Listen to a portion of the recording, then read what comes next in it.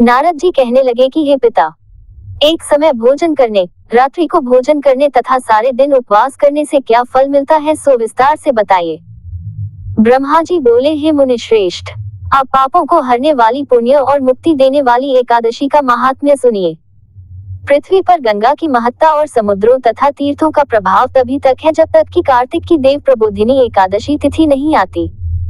मनुष्य को जो फल 1000 अश्वमेध और 100 राजसूय यज्ञों से मिलता है, वही प्रबोधिनी एकादशी से मिलता है। नारद जी कहने लगे कि हे पिता, एक समय भोजन करने, रात्रि को भोजन करने तथा सारे दिन उपवास करने से क्या फल मिलता है, सो विस्तार से बताइए।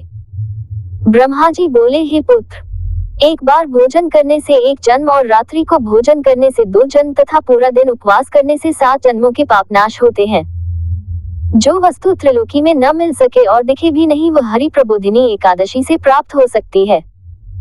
मेरु और मंदराचल के समान भारी पाप भी नष्ट हो जाते हैं तथा अनेक जन्म में किए हुए पाप समूह क्षण भर में भस्म हो जाते हैं। जैसे रुई के बड़े ढेर को अग्नि की छोटी सी चिंगारी पल भर में भस्म कर देती है। विधि पूर्वक थोड़ा सा पुण्य कर्म बहुत फल देता है, परंतु विधि रहित अधिक किया जाए तो भी उसका फल कुछ नहीं मिलता। संध्या न करने वाले, नास्तिक, वेद निंदक, धर्मशास्त्र को दूषित करने वाले, पाप कर्मों में सदैव रत रहने वाले, धोखा देने वाले ब्राह्मण और शूद्र, परस्त्री गमन करने वाले तथा ब्राह्मणी से भोग करने वाले, ये सब चांडाल के समान अथवा सद्वा ब्राह्मणी से भोग करते हैं, वे अपने कुल को नष्ट कर देते हैं। परस्त्री गामी के संतान नहीं होती और उसके पूर्व जन्म के संचित सब अच्छे कर्म नष्ट हो जाते हैं। जो गुरु और ब्राह्मणों से अहंकार युक्त बात करता है, वह भी धन और संतान से हीन होता है। भ्रष्टाचार करने वाला, चांडाली से भोग करने वाला, दुष्ट की सेवा करने वाला और जो नीच मनुष्य की सेवा करते हैं या संगति करते हैं, ये सब पाप हरि प्रबोधिनी एकादशी के व्रत से नष्ट हो जाते हैं। जो मनुष्य इस एकादशी के व्रत को करने का संकल्प मात्र करते हैं, उनके 100 जन्मों के पाप नष्ट हो जाते हैं। जो इस दिन रात्रि जागरण करते हैं, उनकी आने वाली 10,000 स्वर्ग को जाती हैं। नरक के दुखों से छूटकर प्रसन्नता के साथ सुसज्जित होकर वे विष्णुलोक को जाते हैं। ब्रह्महत्यादि महान पाप भी इस व्रत के प्रभाव से नष्ट हो जाते हैं। जो फल समस्त तीर्थों में स्नान करने, गौ, स्वर्ण और भूमि का दान करने से होता है, वही फल इस एकादशी की रात्रि को जागरण से मिलता है। हे मुनि शार्दूल, इस संसार में उसी मनुष्य का जीवन सफल है जिसने हरि प्रबोधिनी एकादशी का व्रत किया है। वही ज्ञानी, तपस्वी और जितेंद्रिय है तथा उसी को भोग एवं मोक्ष मिलता है जिसने इस एकादशी का व्रत किया है। वह विष्णु को अत्यंत प्रिय, मोक्ष के द्वार को बताने वाली और उसके तत्व का ज्ञान देने वाली है। मन, कर्म, वचन, तीनों प्रकार के पाप इस रात्रि को जागरण से नष्ट हो जाते हैं। इस दिन जो मनुष्य भगवान की प्रसन्नता के लिए स्नान, दान, तप और यज्ञादि करते हैं, वे अक्षय पुण्य को प्राप्त होते हैं।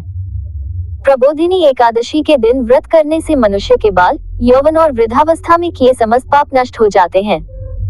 इस दिन रात्रि जागरण का फल चंद्र, सूर्य ग्रहण के समय स्नान करने से 1000 गुना अधिक होता है। अन्य कोई पुण्य इसके आगे व्यर्थ है। जो मनुष्य इस व्रत को नहीं करते, उनके अन्य पुण्य भी व्यर्थ ही हैं। अतः हे नारद, तुम्हें भी विधि पूर्वक इस व्रत को करना चाहिए। जो कार्तिक मास में धर्मपारायण होकर अन्न नहीं खाते, उन्हें चांद्रायण व्रत का फल प्राप्त होता है। इस मास में भगवान दान आदि से जितने प्रसन्न नहीं होते, जितने शास्त्रों में लिखी कथाओं के सुनने से होते हैं। कार्तिक मास में जो भगवान विष्णु की कथा का 1 या आधा श्लोक भी पढ़ते, सुनने या सुनाते हैं, उनको भी 100 गायों के दान के बराबर फल मिलता है। अतः अन्य सब कर्मों को छोड़कर कार्तिक मास में मेरे सन्मुख बैठकर कथा पढ़नी या सुननी चाहिए। जो कल्याण के लिए इस मास में हरि कथा कहते हैं, वे सारे कुटुंब का क्षण मात्र में उद्धार कर देते हैं। शास्त्रों की कथा कहने सुनने से 10,000 यज्ञों का फल मिलता है। जो नियम पूर्वक हरि कथा सुनते हैं, वे 1000 गोदान का फल पाते हैं। विष्णु के जागने के समय जो भगवान की कथा सुनते हैं, वे 7 द्वीपों समेत पृथ्वी के दान करने का फल पाते हैं। कथा सुनकर वाचक को जो मनुष्य सामर्थ्य के अनुसार दक्षिणा देते हैं, उनको सनातन लोक मिलता है। व्रत करने की विधि। ब्रह्मा जी की यह बात सुनकर नारद जी ने कहा कि भगवान, इस एकादशी के व्रत की विधि हमसे कहिए और बताइए कि कैसा व्रत करना चाहिए। इस ब्रह्मा जी ने कहा कि ब्रह्म मुहूर्त में जब 2 घड़ी रात्रि रह जाए तब उठकर शौचादि से निवृत्त होकर दंत धावन आदि कर नदी, तालाब, कुआं, बावड़ी या घर में ही जैसा संभव हो स्नान आदि करे, फिर भगवान की पूजा करके कथा सुने, फिर व्रत का नियम ग्रहण करना चाहिए। उस समय भगवान से प्रार्थना करे कि हे भगवान, आज मैं निराहार रहकर व्रत करूंगा, आप मेरी रक्षा कीजिए। दूसरे दिन द्वादशी को भोजन करूंगा।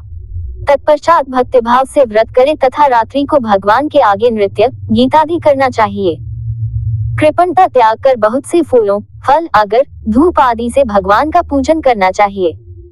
शंख जल से भगवान को अर्घ्य दे, इसका समस्त तीर्थों से करोड़ गुना फल होता है। जो मनुष्य अगस्त्य के पुष्प से भगवान का पूजन करते हैं उनके आगे इंद्र भी हाथ जोड़ता है।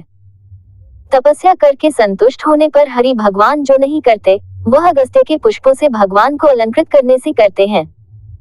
जो कार्तिक मास में बिल्वपत्र से भगवान की पूजा करते हैं वे मुक्ति को प्राप्त होते हैं।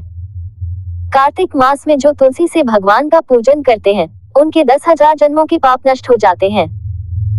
तुलसी दर्शन करने, स्पर्श करने, कथा कहने, नमस्कार करने, स्तुति करने, तुलसी रोपण, जल से सींचने और प्रतिदिन पूजन सेवा आदि करने से 1000 करोड़ युग पर्यंत विष्णु लोक में निवास करते हैं।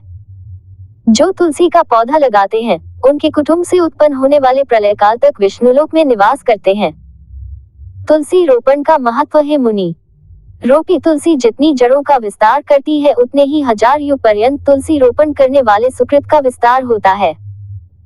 जिस मनुष्य की रोपणी की हुई तुलसी जितनी शाखा, प्रशाखा, बीज और फल पृथ्वी में बढ़ते हैं उसके उतने ही कोजो बीत गए हैं और होंगे 2000 कल तक विष्णुलोक में निवास करते हैं। जो कदम के पुष्पों से श्रीहरि का पूजन करते हैं वे भी कभी यमराज को नहीं देखते। जो गुलाब के पुष्पों से भगवान का पूजन करते हैं उन्हें मुक्ति मिलती है।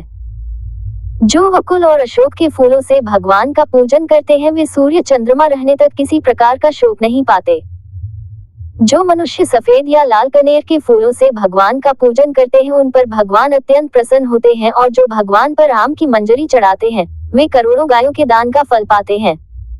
जो धूप के अंकुरों से भगवान की पूजा करते हैं वे 100 गुना पूजा का फल ग्रहण करते हैं। जो शमी के पत्र से भगवान की पूजा करते हैं उनको महाघोर यमराज के मार्ग का भय नहीं रहता। जो भगवान को चंपा के फूलों से पूजते हैं वे फिर संसार में नहीं आते। केतकी के पुष्प चढ़ाने से करोड़ों जन्म के पाप नष्ट हो जाते हैं। पीले रक्तवर्ण के कमल के पुष्पों से भगवान का पूजन करने वाले को श्वेत द्वीप में स्थान मिलता है। इस प्रकार रात्रि को भगवान का पूजन कर प्रातः काल होने पर नदी पर जाएं और वहां स्नान, जप तथा प्रातः काल के कर्म करके घर पर आकर विधि पूर्वक केशव का पूजन करें। व्रत की समाप्ति पर विद्वान ब्राह्मणों को भोजन कराएं और दक्षिणा देकर क्षमा याचना करें। इसके पश्चात भोजन, गौ और दक्षिणा दे गुरु का पूजन के, ब्राह्मणों को दक्षिणा दे और जो चीज व्रत के आरंभ में छोड़ने का नियम किया था वह ब्राह्मणों को दे। रात्रि में भोजन करने वाला मनुष्य ब्राह्मणों को भोजन कराए तथा स्वर्ण सहित बैलों का दान करे। जो मनुष्य मांसाहारी नहीं है वह गौदान करे। आंवले से स्नान करने वाले मनुष्य को दही और शहद का दान करना चाहिए। जो फलों को त्यागे वह फलदान करे। तेल छोड़ने से घृत और घृत छोड़ने से दूध, अन्न छोड़ने से चावल का दान किया जाता है। इसी प्रकार जो मनुष्य भूमि शयन का व्रत लेते हैं उन्हें शयादान करना चाहिए, साथ ही तुलसी सब सामग्री सहित देना चाहिए। पत्ते पर भोजन करने वाले को सोने का पत्ता घृत सहित देना चाहिए। मौन व्रत धारण करने वाले को ब्राह्मण और ब्राह्मणी को घृत तथा मिठाई का भोजन कराना चाहिए। बाल रखने वाले को दर्पण, जूता छोड़ने वाले को एक जोड़ जूता, लवण त्यागने वाले को शर्करा, मंदिर में दीपक जलाने वाले को तथा नियम लेने वाले को व्रत की समाप्ति पर ताम्र अथवा स्वर्ण के पत्र पर घृत और बत्ती रखकर विष्णु भक्त ब्राह्मण को दान देना चाहिए। एकांत व्रत में 8 कलश वस्त्र और स्वर्ण से अलंकृत करके दान करना चाहिए। यदि यह भी न हो सके तो इनके अभाव में ब्राह्मणों का सत्कार सब व्रतों को सिद्ध करने वाला कहा गया है। इस प्रकार ब्राह्मण को प्रणाम करके विदा करें। इसके पश्चात स्वयं भी भोजन करें। जिन वस्तुओं को चातुर्मास में छोड़ा हो उन वस्तुओं की समाप्ति करें अर्थात ग्रहण करने लग जाएं। हे राजन, जो बुद्धिमान इस प्रकार चातुर्मास व्रत निर्विघ्न समाप्त करते हैं वे कृतकृत्य हो जाते हैं और फिर उनका जन्म नहीं होता।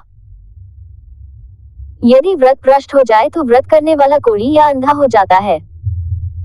भगवान कृष्ण कहते हैं कि राजन, जो तुमने पूछा था वह सब मैंने बतलाया। इस कथा को पढ़ने और सुनने से गोदान का फल प्राप्त होता है।